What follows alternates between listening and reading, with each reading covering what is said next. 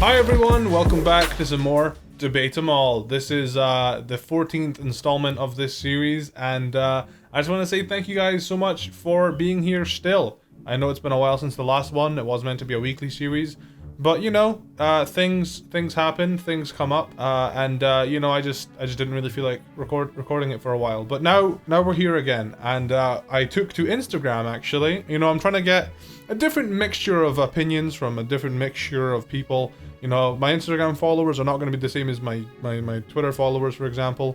So, got some Instagram opinions here today, which you can follow me on at HoodlumCallum, obviously.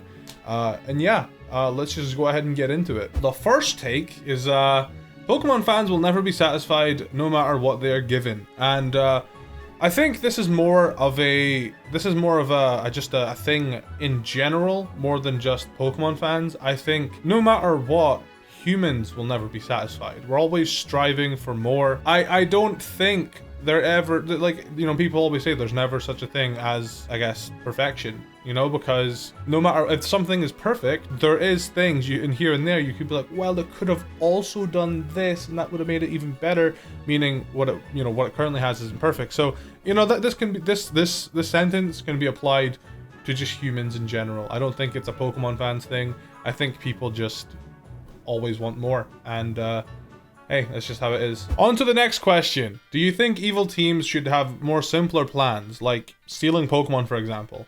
Absolutely. That's actually one of the reasons why I'm really hopeful for Team Yell.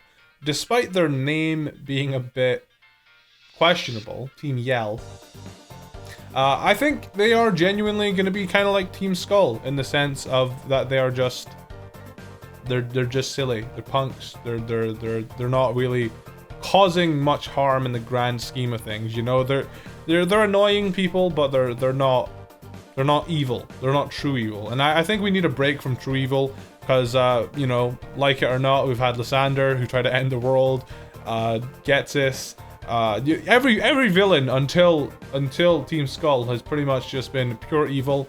And of course, with Team Skull, we got the Aether Foundation, the true evil. So I've got a feeling, you know, Chairman Rose might be the bad guy, the real bad, and Team Yell might be the relaxed. But I'm really hopeful this time around that the storyline isn't too intense and it's more laid back and it's more just Team Yell are annoying, and that there isn't too much of a taking over the world type storyline, you know, because just it's so like, oh, 10-year-old saves the world, you know, it's getting old, and I'd like a step back from that if possible. X items are super useful, and it sucks that people forget about them / sell them. To be honest, you'd be surprised how many people really rely on X items for like gimmick playthroughs. For example, if you've ever seen my solo run with Spectre that I did, Mimikyu, the Mimikyu trial, I struggled so much until I realized I can just use X defense. So I used X defense on Scrap Day, and then easy clap, done. So yeah, for gimmick runs, X items are really good, and it's funny, X items are so controversial. So many people are like against them in like runs like that. It's like, wow, yeah, of course you can beat the Elite Four with just a Tailo. You're level 100 and you used X attack every, you know. Yeah, I don't think they're necessarily forgotten about. I mean, I don't know, for a casual playthrough, I don't find them very necessary. I think they're there for gimmick playthroughs, which is fine too. I hate the idea of version exclusive Pokemon, especially on the Switch now. That is, okay, so this is such a... We've kind of just let Pokemon get away with selling 2 of the same game, sometimes 3 of the same game for years. It's insane. I really want to know what their numbers would be like if they could only sell 1 of each game. Because they know there are diehard fans, me included, that buy both versions of the game just because they love Pokemon. I think I bought like 4 or 5 copies of Sun and Moon just for, like, you know, different playthroughs and stuff like that. But now on the Switch, you do bring up a good point. That, yeah, you know, especially now the game's $60. It's a lot more money to spend. You know, you're spending 120 on 2 games instead of 80. But also, with that in mind, on the Switch, you can technically have multiple save files for the first time ever. You just got to make a new user profile, which doesn't really matter because it doesn't have backup. And so yeah, just make a new user profile, you get a new save file.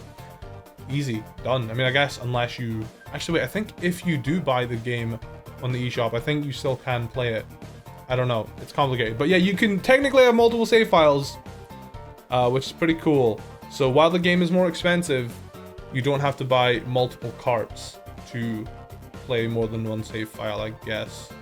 But yeah, as for version, that was completely off topic. As for version exclusive Pokemon though,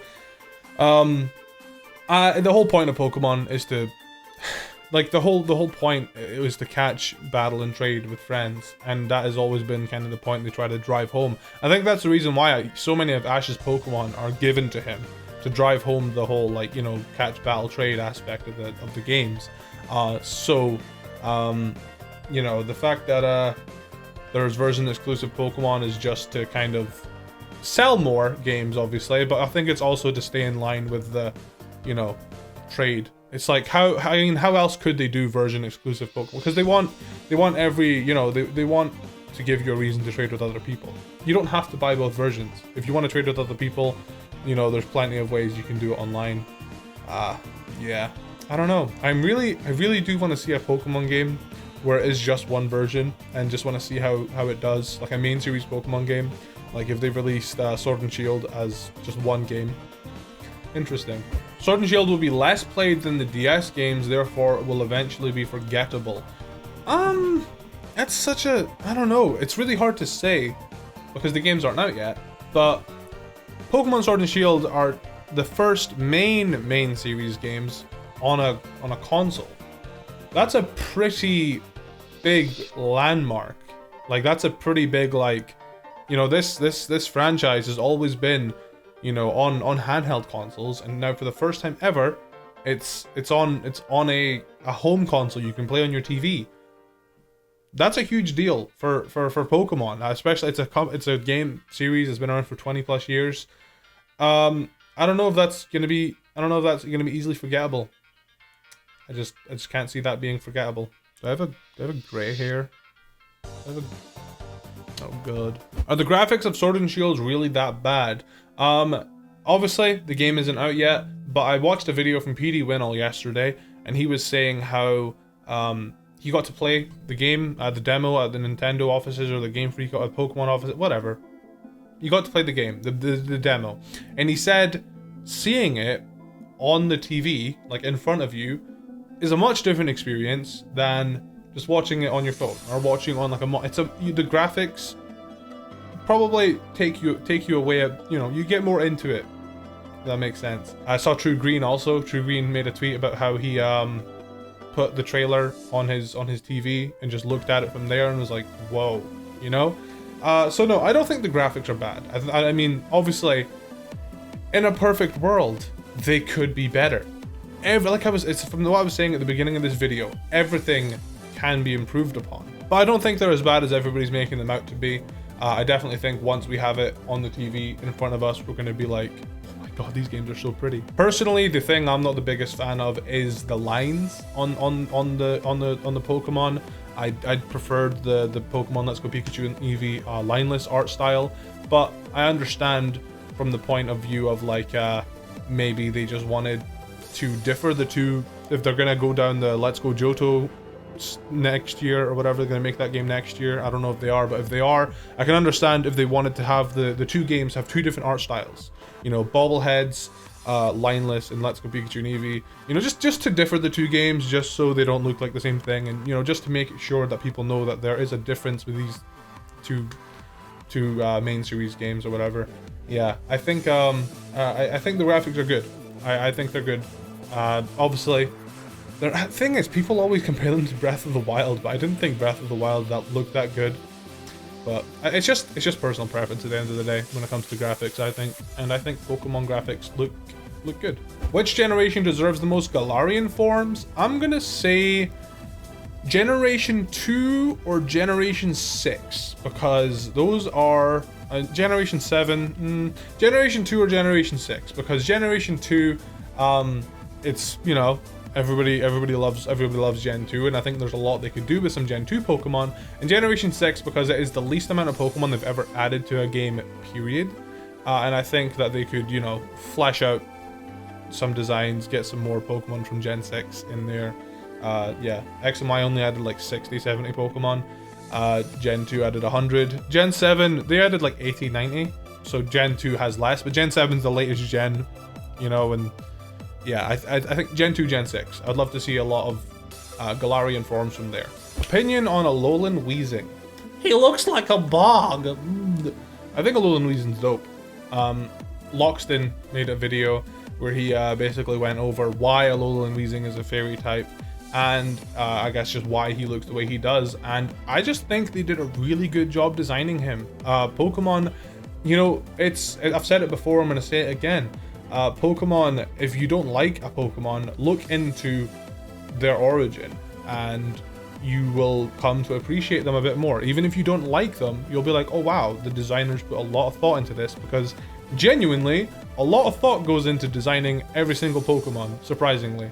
Like, there's a lot of thought going into Galarian Zigzagoon. They didn't just be like, oh, let's just make him emo, or goth, or punk, or whatever he is. I don't care. They thought about the Kiss, you know, the band. They thought about the Kiss relevance to metal, and how, I guess, metal, whatever, from the UK, or origin from the UK, even though Kiss is an American band, they were like, Kiss is pretty iconic and recognizable. And then we also have Badgers here in the UK that are black and white, and it just made sense to kind of just, it's like a 2-in-1, 2 birds with 1 stone. Like I said, Lockston, watch his video about it, really good video. Should Game Freak reboot Pokemon? See, that's kind of what I saw Let's Go Pikachu and Let's Go Eevee as. I saw that as like a nice, or I mean, Black and White is technically a soft reboot.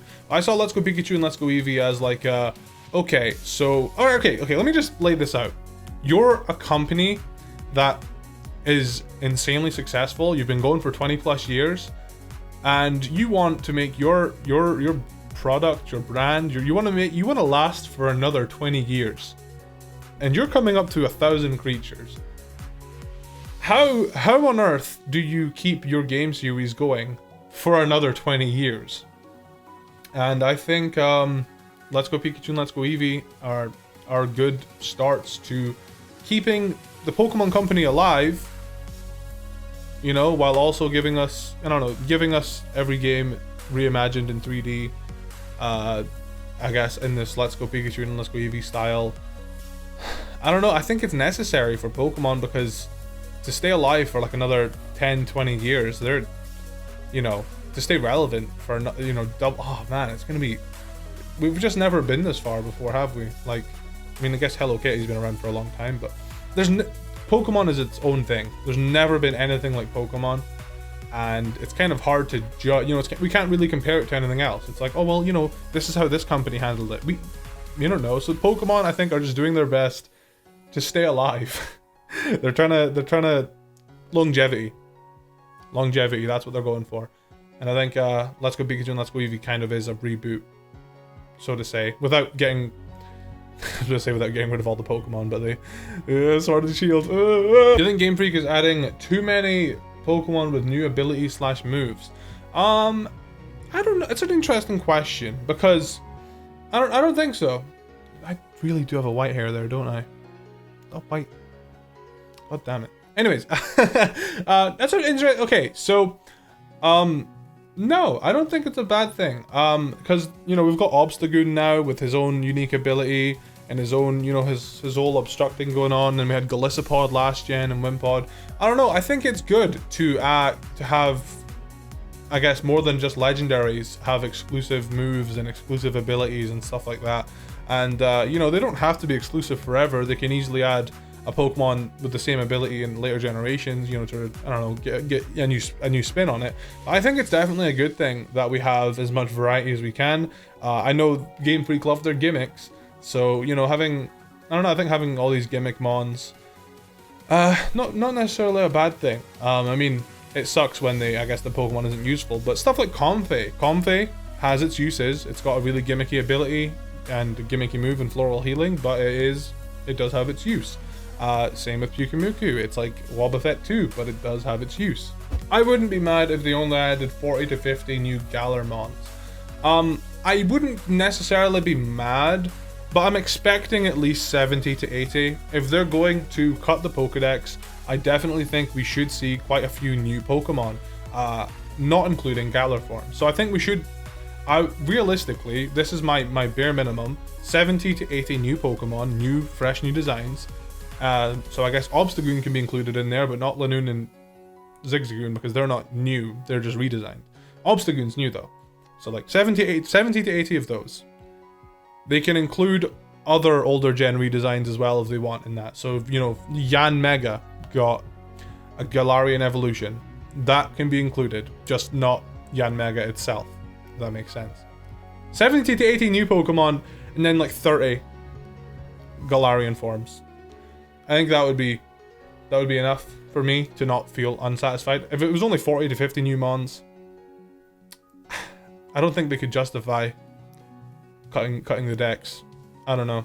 And with that, I think we're going to wrap it up today. I want to say thank you guys so much for coming over to my Instagram and sending me these hot takes, as we're calling them. We'll try and keep this as a weekly series. This doesn't have a release date yet, but I don't know. We'll try and keep it as a weekly series, especially once I move. Things will be back on the road, I guess. But yeah, I just want to say thanks so much for watching, and go ahead and drop a like if you enjoyed. And I will see you guys next time.